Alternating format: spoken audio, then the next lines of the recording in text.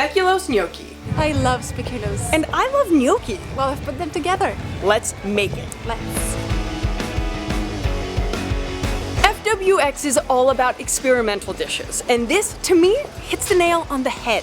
I'm Katie Q, and this is Clotilde of the blog chocolateandzucchini.com. And I'm gonna show you how to make this dish. Let's do it. You'll need 1 egg, 30 grams of sugar, 30 grams or 2 tablespoons of creme fraiche, 90 grams of flour, 50 grams speculoos. You can also substitute graham crackers or ginger snaps. And you'll need a bit of salt and a bit of butter. This will serve about 4 people. Put the cookies in a Ziploc bag and run a rolling pin over it until they're finely browned. You could do this in a food processor too, and you should get about a ½ cup of crumbs. Put them in a mixing bowl and add the sugar and egg. Then mix well. Stir in a pinch of salt, then the creme fraiche. And add just some of the flour to begin with.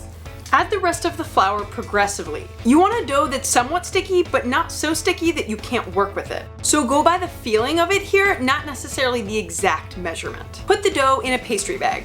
Now cut the gnocchi-sized pieces into just boiling water to poach them. You'll notice that at first they sink to the bottom and then they start to bob up. After they've bobbed up for about 2 minutes, that's when you know they're done. Put them in a colander and let them drain. Then, just before serving, heat a little butter in a skillet and throw the gnocchi in. You want them to become a nice golden color. Transfer them to their serving dish, add a bit of creme fraiche, grate some fresh cinnamon on top, and enjoy. This is really good. It is. I feel like browning it in the butter is just what it needs to like give it the final touch. And the fact that it's served, you know, slightly warm with the creme fraiche, it's really good. So this would be awesome for a dinner party because You can make the batter ahead, and then when it's time for dessert, you have your friends come into the kitchen with you. And if you are not very well coordinated, you can have someone squeeze the batter and someone else snip the little gnocchi into the pan.